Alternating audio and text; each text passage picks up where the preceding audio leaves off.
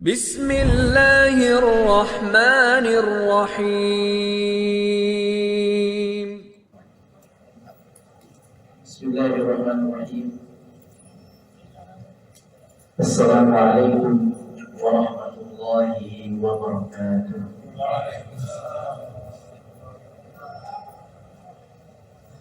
Innal hamdalillah nahmaduhu wa nasta'inuhu wa nastaghfiruh wa na'udzu billahi min shururi anfusina wa min sayyiati a'malina. Man yahdihillahu fala mudilla lahu wa man yudlil fala hadiya lahu. Asyhadu an la ilaha illallah wahdahu la syarika lahu wa asyhadu anna Muhammadan 'abduhu wa rasuluhu la nabiyya ba'dahu. Allahumma salli wa sallim wa barik ala nabiyyina Muhammadin wa ala alihi wa ashabihi ajma'in. Amma ba'du. Allahumma la ilma lana illa ma 'allamtana innaka antal alimul hakim. Allahumma ighfir lana washfi mardana warham mautana ya rabbal alamin. Allahumma rabbana zidna ilma warzuqna fahma ya rabbal alamin. Allahumma amin. Kaum muslimin yang dirahmati Allah Subhanahu wa taala, jamaah Masjid Al-Thaibah yang dirahmati Allah Subhanahu wa taala. Pada hari ini kita melanjutkan mengenai bersuci, yaitu mengenai macam-macam air. Kemarin sudah kita jelaskan bahwa air itu ada yang namanya air mutlak. Air mutlak adalah air yang murni, yang dia itu suci dan juga dapat mengangkat najis atau hadas. Suci dan mensucikan. Bahasa fikihnya apa? Suci dan mensucikan, itu namanya air mutlak. Airnya suci dan dapat dipakai untuk bersuci, untuk mengangkat najis atau hadas, namanya air mutlak. Contohnya kemarin sudah ada air hujan, ada salju, kemudian air embun, kemudian air zam-zam. Air laut juga sama, itu suci dan mensucikan, yakni dapat dipakai untuk berwudu. Kita kasih contoh di sini tentang air mutlak. Ini gelas kosong. Air itu memiliki 3 ciri. Ada yang namanya rasa, ada yang namanya bau dan warna. Kalau yang duduknya jauh gak kelihatan. Yang mau lihat ini bukan jualan obat ini ya. Ini juga bukan sulap, ini mau lihat air. Ini biar kita nanti melihat di lapangan. Ini airnya air matang ini pula ini. Bismillah. Ini namanya air mutlak, bisa pakai wudu. Kita taruh semua air mutlak sini ya. Kalau banyak-banyak sayang nih air matang soalnya. Air itu tadi punya ciri berapa? 3. Apa pertama? Warna, rasa dan bau. Warna, rasa dan bau. Kalau mutlak itu syaratnya warna, rasa dan baunya dominan mineral, dominan putih. Warnanya kalau air tawar rasanya apa? Ini rasanya apa? Tawar. Jadi mutlak itu tawar atau dominan tawar. Dominan ya. Dominan ngerti ya? Lebih dekat ke tawar daripada ke teh misalnya. Jadi bukan teh tawar. Kalau teh tawar itu udah teh itu. Nanti kita kasih contoh ya. Nah, jadi pertama dia rasanya ini air mutlak itu rasanya tawar. Kemudian warnanya itu bening, air mutlak. Kemudian yang ketiga, air mutlak itu baunya kosong, tidak bau apa-apa air mutlak. Bagaimana kalau bau kerangan, bau kaporit, bau tanah, itu bau yang dimaafkan, tidak masalah. Nah, sekarang di sini ada air mutlak. Ada berapa? Ada 4 air mutlak. 1, 2, 3, 4. Ini Anda punya teh. Contoh ya. Ini air mutlak bisa buat wudhu ya. Bisa buat wudhu, bisa buat najis. Bisa buat bersuci. Ini Anda taruh teh nih. Anda taruh teh.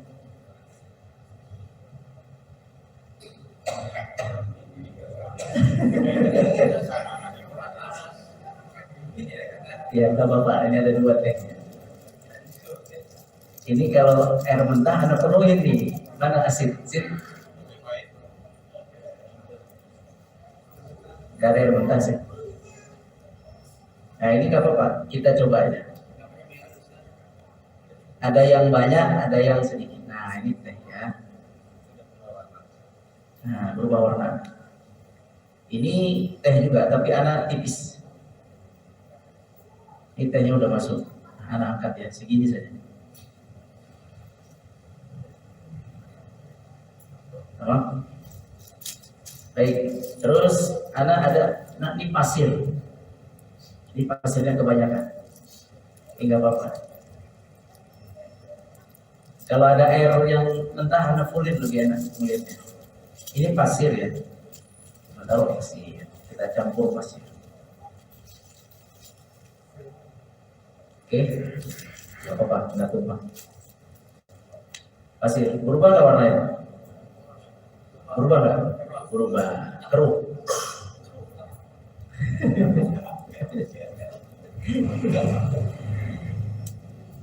Nanti Anda tanya mana yang bisa buat wudhu. Ini tanah nih. Ini tanah, kita masukin ya. Baik. Ini air murni. Berarti ini yang belum tercampur. Ini kalau ini kita sepakat bisa buat wudhu. Betul. Jazakallah khair. Ya, Pak dipenuhin. Nah, ini penuh. Ya, oke. Penuh. Itu apa? Ya, satu lagi, silakan. Nah. Tanah ya. Tamam. Ya, ini tehnya kurang tebal. Baik, bismillahirrahmanirrahim. Ini adalah macam-macam air. Sekarang pertanyaannya, bicara wudhu dan najis, mengangkat wudhu dan mengangkat najis ya. Seandainya kita ingin berwudhu dan mengangkat najis, dua-duanya sekalian. Kita mau pakai air ini, bisa kita mengangkat najis? Bisa. Bisa kita berwudhu? Hadas bisa. Bisa wudhu, bisa najis. Di belakangan aja nih, udah tahu jawabannya soalnya. Ini. Nah, ini air apa namanya? Coba bedakan. Ini air apa? Ini teh. Ini sayang nggak? Sayang sekali ini nggak panas, jadi nggak merah. Tapi anggap aja merah. Ini apa? Teh. Kalau ini? Ya, Anda tambahin dah. Biar kelihatan tehnya. Tapi ini tipis teh ini. Kita tambahkan, kita tipiskan. Baik. Sekarang ini bisa disebut teh nggak? Yang normal aja, yang normal. Saya beli teh dikasih ini. Bapak mau dikasih teh? Saya beli teh dikasih ini. Protes Bapak. Berarti ini namanya bukan teh. Maka yang teh yang ini. yang warnanya sudah dinamai oleh masyarakat sebagai teh. Ini namanya dinamai oleh masyarakat sebagai teh. Kalau ini tidaklah masyarakat sebut teh nih, dimanapun tidak disebut teh ini, maka air ini namanya berubah. Tadinya air mineral putih, sekarang jadi teh. Ini namanya belum berubah, walaupun ada perubahan warna, tapi tipis. Maka perubahan warna yang tipis seperti ini dan tidak merubah nama, apa?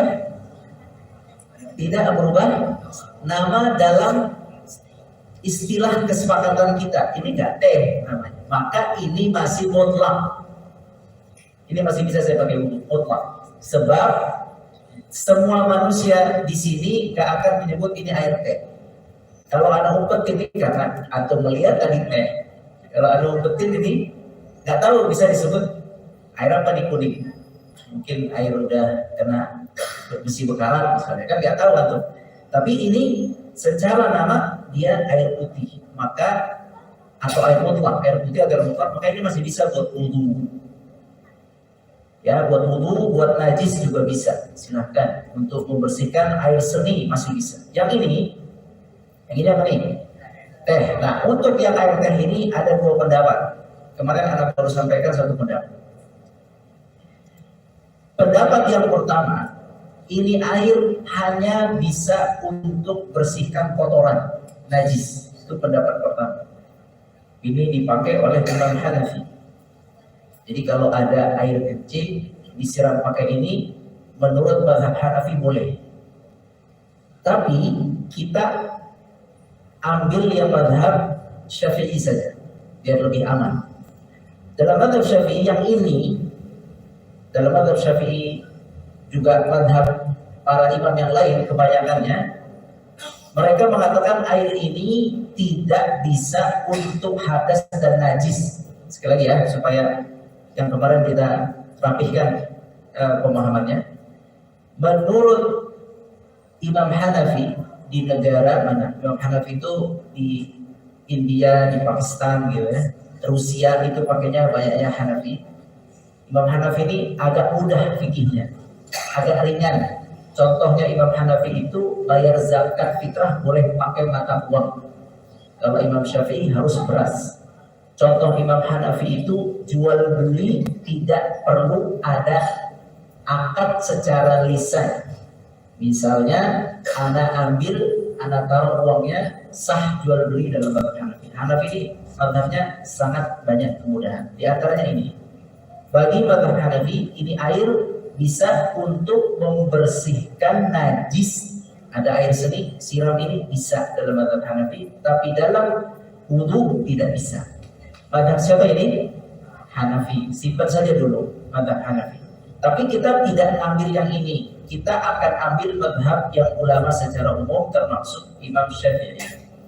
Kata Imam Syafi'i dan mazhab yang lainnya, ini tidak bisa untuk bersuci. Dia suci, kita minum, boleh, katanya udah ada air mentahnya. Suci diminum, tapi tidak mensucikan. Paham? Tidak mensucikan, yakni tidak bisa dipakai untuk bersuci. Baik hadas ataupun najis. Ini kita pakai yang ini, pendapat yang ini. Pendapat secara umum para ulama bahwa ini tidak bisa untuk buang air kecil, membersihkan dengan ini tidak bisa, berwudu juga tidak bisa. Karena sudah bukan air mutlak, namanya jadi air teh. Nah, sekarang ini. Ini apa? Anda penuhi pasirnya. Oke, segini dulu. Ini masih bisa buat wudu gak? Anda tebelin ya. Sudah tahu jawabannya kan? Tebel. Ini masih bisa buat wudu gak? Ayo. Ya, warnanya udah berubah ini. Ini air pasir ya. Yang berubah apa? Yang jadi dia rubah apa? Pasir. Baik. Sekarang gini.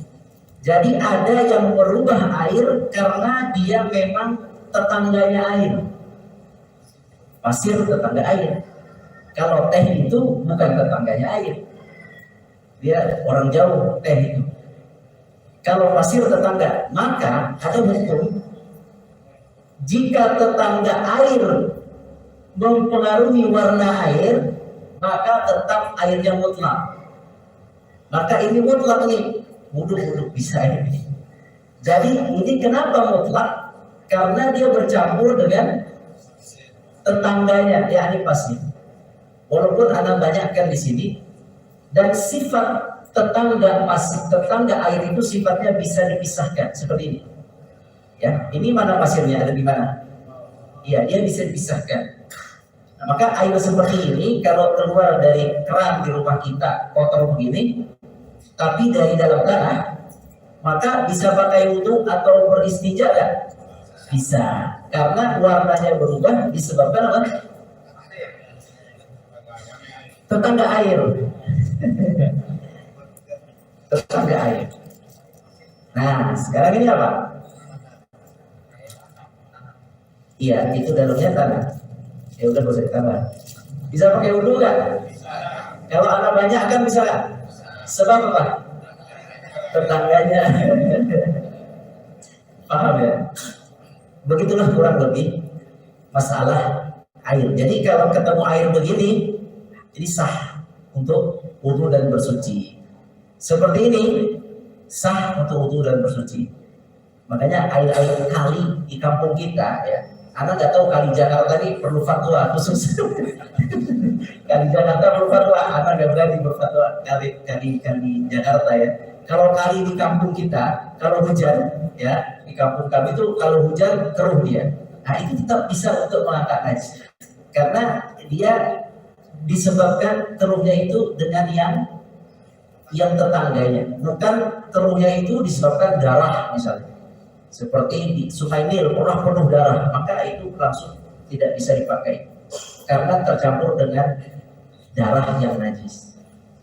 Ya. Nah, sekarang yang ini ya, ini patokan juga nih. Jadi ini adalah tadi ringan.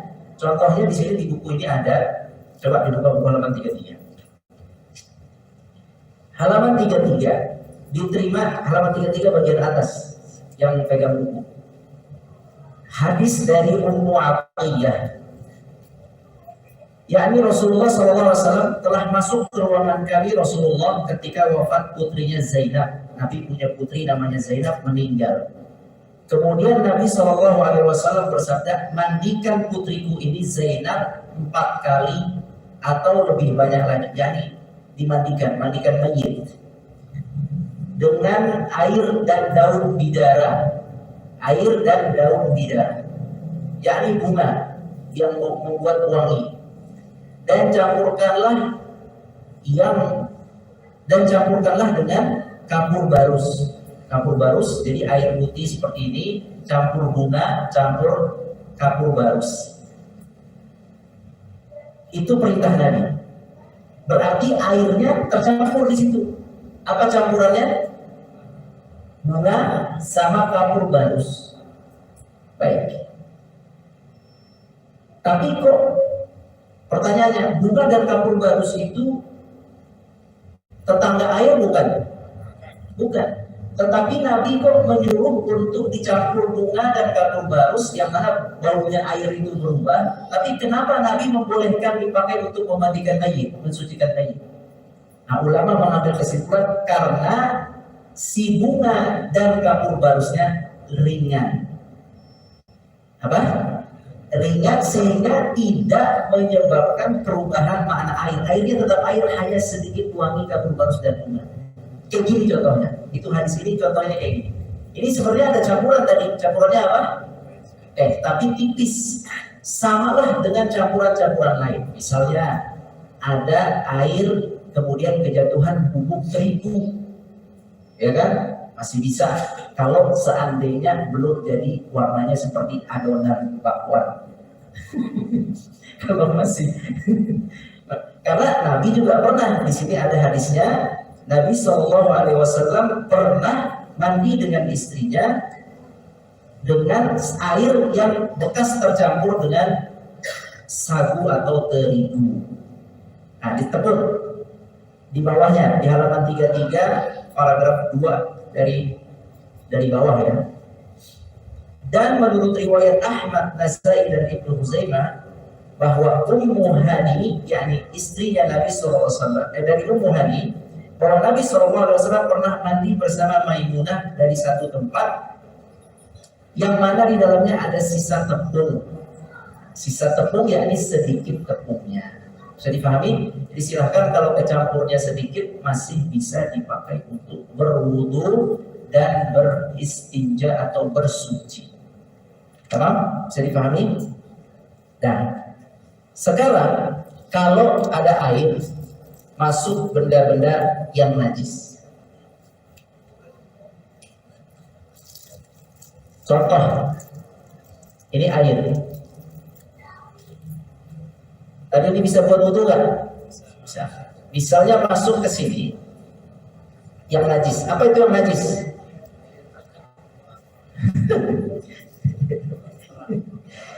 Kita sebutkan, Anda sebutkan dulu yang najis. Buka halaman 41. Ini buku harus bacanya harus cepat kan, karena kalau enggak kita nggak habis-habis.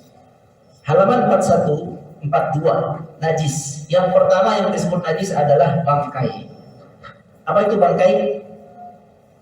Sesuatu yang mati tanpa sembelih, itu bangkai. Tidak disembelih, itu namanya bangkai. Jadi misalnya ada ayam mati atau burung atau anak ayam kecil mati, masuk ke air. Nah, kalau ada yang najis masuk ke air, kita belum bisa langsung menghukumi najis sampai benar-benar berubah 3 sifat tadi atau salah satunya. Apa sifatnya tadi? Bau, rasa, warna. 3 ini saja berubah, 1 saja berubah, masuk yang najis maka dia najis. Contoh cicak misalnya, kita udah bangkai, udah udah bau ya, dia masuk ke air, kemudian menyebabkan airnya jadi bau, maka air itu kemudian berubah baunya, rasanya, maka jatuhlah dia. Iya. Kemudian misalnya jatuh ke dalam air anak ayam tadi. Jatuh, kemudian baunya berubah, warnanya berubah, terutama bau biasanya. Maka jadilah air itu najis. Kalau sudah najis tidak bisa dipakai untuk apa-apa. Jadi yang najis pertama bangkai. Kemudian darah. Kalau darah masuk ke dalam air, seandainya darahnya sedikit, bagaimana? Ini air. Ya, masuk tapi tidak banyak melakukan perubahan. Apa yang harus kita lakukan? Kita bisa pakai wudu atau tidak? Sesuatu yang tidak merubah warna dan rasa maka tidak dianggap menajiskan air. Kalau dia berubah maka dia najis. Contoh gini, misalnya air laut, kita lemparkan bangkai kambing ke air laut, berubah nggak rasanya? Tidak akan berubah dia. Berubah nggak warnanya? Tidak berubah dia. Maka air laut itu tetap sah. Atau air mengalir seperti air kali, kita buang di situ bangkai ayam, lewat di depan kita lagi mau wudu ada bangkai ayam. Najis nggak airnya? Enggak, jalan aja. Ya, jadi si najis itu bisa menyebabkan air itu najis jika dia merubah warna dan bau dan rasa. Umumnya itu kalau jumlah airnya kecil, Pak, dikit. Kalau jumlah airnya kecil itu kemungkinan berubah rasanya atau baunya atau warnanya, itu saja. Ya, oke. Masalah air jelas insya Allah. Ya jelas ya. Kita di kota, hidup di kota, nggak pernah mengalami air-air yang najis-najis, airnya bersih terus. Ya, alhamdulillah. Jarang dapat air-air yang kecampur-campur najis, jarang. Kalau dulu, kalau orang di sumur itu bisa sumurnya itu najis karena jatuh kambing misalnya di sumur itu, sumurnya kecil, jadi airnya berubah bisa jadi najis sumurnya. Kalau di kampung-kampung, tapi kalau di kota tidak ada sumur, makanya keran. Nah, sekarang sisa minuman halaman 37. Apa hukum air sisa yang diminum? Misal, yang pertama sisa minuman manusia. Ini air. Ini Anda minum nih. Bekas Anda minum. Kena lidah Anda misalnya, ya kena bibir. Najis nggak airnya? Enggak, karena manusia tidak najis. Ludah kita ini tidak najis. Ingus najis nggak ingus? Kalau ingus najis, kalau orang sholat nggak boleh ingus. Kalau sampai sini ingusnya batal sholat. Yang najis ada ludah, ada ingus, ada reak, ada liur. Yang mana yang najis? Ayo, yang mana yang najis? Ludah nggak najis. Makanya kita boleh membaca Al-Fatihah, kemudian ludah kita lap di luka, seperti hadis sahabat ya, yang membaca Al-Fatihah kemudian dikeluarkan ludah dilap ke orang yang sakit. Itu ada hadisnya tentang surat Al-Fatihah. Abu Sa'id Al-Khudri, nama sahabatnya Abu Sa'id Al-Khudri. Jadi ludah itu tidak najis. Ingus anak kita nggak najis, repot juga kalau ingus najis. Ada yang najis namanya air liur. Yang juga najis adalah reak yang dari dalam tubuh. Reak kita muntah itu najis. Ya, kalau ingus tidak najis. Nah, jadi kalau kena ludah Anda ini ludah ini air, maka airnya tidak najis, masih boleh dipakai untuk berwudu. Itu sisa manusia namanya. Air sisa manusia tidak najis. Sekarang air sisa binatang yang dimakan dagingnya, air sisa binatang yang dagingnya dimakan. Contohnya apa? Kambing, ayam, sapi, itu dagingnya kita makan kan, halal. Kuda halal apa enggak kuda? Kuda halal. Keledai. Alhamdulillah di sini nggak ada keledai. Keledai itu haram. Keledai sama kuda keluarga. Keledai, kuda, zebra itu keluarga. Keledai itu haram. Zebra itu di dalam bahasa Arab maksudnya keledai. Keledai liar namanya zebra dalam bahasa Arab. Nama kita zebra, tapi di bahasa Arab itu si zebra itu namanya keledai liar. Ada lagi keledai yang kecil itu, yang simbol kebodohan dalam budaya Arab. Kalau orang bodoh keledai ya. Kalau kita bodoh apa? Monyet ya, monyet cerdas ya. Jadi keledai itu najis. Keledai najis, bukan najis. Keledai itu apa tadi? Haram, tidak boleh dimakan. Keledai tidak boleh. Kuda boleh. Kelinci boleh. Sapi boleh. Kerbau boleh. Kambing hutan boleh. Kambing dan jenisnya boleh. Sapi dan jenisnya boleh. Kerbau dalam bahasa Arab disebut sapi hitam. Ya, disebutnya sapi hitam. Dia halal. Baik, sekarang bagaimana kalau bekas kuda? Ada kuda minum di ember, itu air putih mentah diminum oleh kuda. Kita boleh nggak untuk bekas air minum kuda? Boleh, karena lidahnya tuh bisa kita makan. Iya. Kalau sapi kita sembelih, lidahnya boleh dimakan nggak? Boleh dimakan lidahnya. Jadi dia sebenarnya pertama kita boleh makan suci, ya. Maka di sini air ludahnya dia pun suci, tidak menajiskan air yang dia minum.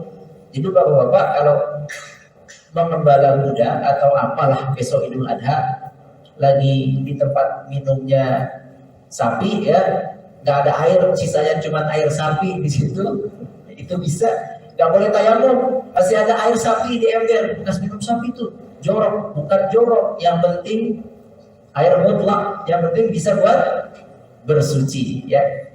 Itu jadi air bekas minum kambing, sapi semua silahkan, ayam juga silahkan, itu bisa buat wudhu.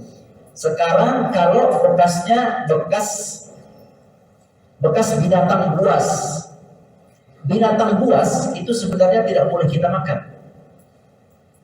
Binatang buas itu apa? Binatang buas adalah yang punya taring dan taring ini, yang punya taring dan punya cakar. Punya taring dan punya cakar. Ini namanya binatang buas di halaman 38. Bagal, keledai, binatang serta binatang buas. Bekas keledai dan bekas binatang buas, itulah halaman 38. Apa hukumnya air bekas minum keledai dan binatang buas? Menurut Imam Said Sabiq dalam buku ini, beliau mengatakan tetap suci. Walaupun binatang buas tidak boleh kita makan, tidak halal dagingnya, gitu ya, betul ya. Keledai tidak halal dagingnya, memang tidak halal, tetapi dia bendanya tidak najis, ngerti? Bendanya nggak najis. Anda megang singa, batal nggak? Maksudnya najis nggak? Enggak lah, singa nggak najis. Anda pegang keledai, najis nggak? Perlu nggak Anda cuci tangan lagi? Nggak perlu, karena dia tidak najis. Tapi dagingnya tidak boleh dimakan. Ya, binatang buas tidak boleh dimakan. Ya, karena apa tadi? Punya cakar dan taring. Termasuk burung. Burung yang punya cakar dan taring. Burung apa? Elang. Burung elang masuk binatang buas. Kalau kita berwudu dengan bekas burung elang, boleh nggak? Menurut Imam Said Sabiq, boleh. Ada pendapat yang tidak membolehkan. Kita ikut aja sini ya. Yaitu boleh kita berwudu atau membersihkan najis dengan bekas binatang buas atau bahkan bekas keledai yang tadi diharamkan untuk dimakan. Kalau ditanya alasannya kenapa? Karena badannya nggak najis, dagingnya tidak boleh dimakan, tapi badannya tidak najis. Sekarang, gimana kalau kucing? Kucing masuk binatang buas atau tidak? Kucing itu cirinya, tadi kata Nabi binatang buas itu apa? Taring sama kucing punya taring nggak? Punya cakar nggak? Baik, berarti dia buas nggak? Dia buas secara sifat, tapi dia jinak secara fakta. Dia disebut dengan binatang keliling manusia, binatang sekitar manusia. Sama kayak ini nih tadi, tetangga manusia. Ini tetangga air, tanah tetangga air. Kucing itu masuk kategori tetangga manusia. Sifatnya buas, dia masuk ke dalam kategori sifat buas, punya taring secara cakar sama. Tapi dia itu termasuk binatang dalam hadisnya disebut tawafi, halaman 39. Halaman 39, sisa kucing. Ya, kata Nabi SAW, innaha laisat binajas, innaha minat tawafina alaikum wa tawafat. Yani, kenapa tidak najis padahal dia punya, kenapa dia tidak najis ya? Karena dia itu apa tadi namanya? Ya, binatang yang tetangga dengan manusia. Dia masuknya buas cirinya, tapi tidak termasuk buas. Secara fakta dia termasuk binatang jinak. Walaupun ciri buas dia punya. Maka sisa kucing itu, sisa minum kucing silahkan, mau dipakai wudhu silahkan. Nah, sekarang sisa anjing dan babi. Kalian udah tahu semua ya. Ada air bekas minum anjing sama babi. Misal nih, kita punya air di ember, misal di kampung. Di kampung tuh suka ada anjing liar, betul nggak? Itu kita tidak tutup. kita tidak tutup. Terus tiba-tiba ada anjing, ya, anjing minum, diminum sama dia, kita ngeliat, maka bekas anjing tersebut langsung airnya najis. Karena si anjing itu memang bendanya sifatnya najis. Apalagi air liurnya itu, kata Nabi, kalau kita kena air liurnya yang di dalam mulutnya itu kena ke kita, kita disuruh membersihkan berapa kali? Iya, jadi memang dia najis, termasuk najis yang cukup besar cara membersihkan. Makanya bekas anjing hati-hati, kalau ada anjing liar tiba-tiba dia minum di tempat kolam kita, nah itu perlu dibersihkan. Termasuk juga babi juga kita sudah tahu insya Allah itu juga najis. Nah, sekarang masuk ke halaman 41, macam-macam najis. Kita sampaikan lagi macam-macam najis. Yang pertama najis itu bangkai. Bangkai itu najis. Halaman 42. Bangkai itu najis. Bangkai itu tadi apa? Yang mati tidak disembelih. Contoh. Ada sapi. Anak pukul ininya nih. Kebiasaan orang Nasrani biasanya, setahu Anda ya, nggak semua sih, tapi ada beberapa cara yang pernah Anda lihat. Mereka itu kalau mau makan, misalnya mereka mau makan anjing misalnya ya, atau babi, biasanya cara matiinnya itu dipukulin begini ya, sampai itu mati. Namanya apa namanya? Akar apa? Batang otak. Ya, batang otak kalau di sini. Ya, cep berkali-kali sampai mati. Katanya kalau disembelih darahnya keluar, rasanya gak enak. Biar enak, pas mati darahnya masih ada di dalam. Mereka suka makan darah.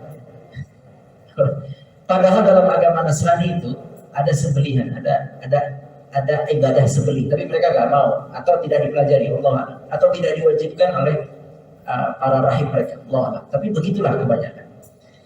Nah, seandainya kambing, Anda ingin akikah, tapi Anda caranya begitu juga, puk, sampai mati. Jadi apa itu? Itu bangkai, walaupun itu kambing, bangkai. Jadi yang tidak bangkai hanya yang disembelih. Misalnya disembelih,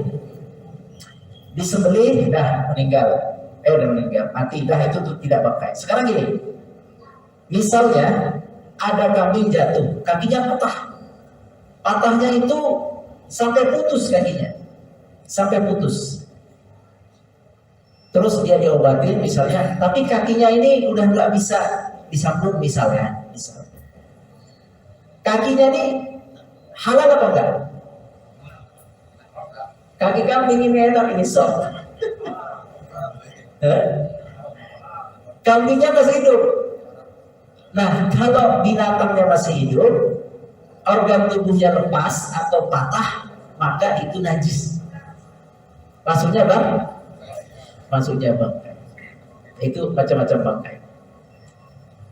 Kecuali bangkai ikan itu tidak mengapa. Ya. Juga yang tidak mengapa bangkai semut yang tidak punya darah mengalir. Semut. Nah. Jadi sampai sini dulu. Oke.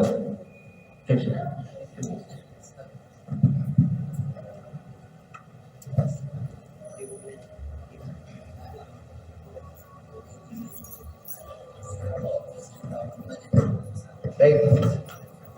Sampai di sini, besok kita bahas najis yang lain, darah. Kita bahas insya Allah darah yang najis dan darah yang boleh dimakan. Nanti kita jelaskan insya Allah di minggu yang akan datang. Sisanya dalil-dalilnya ada di buku ya Pak, bisa dibaca aja. Jadi anak biar singkat aja, biar cepat, biar kita bisa masuk ke bab puasa nanti menjelang puasa. Wallahu a'lam, aqulu qouli hadza wa astaghfirullah li wa lakum. Wassalamualaikum warahmatullahi wabarakatuh.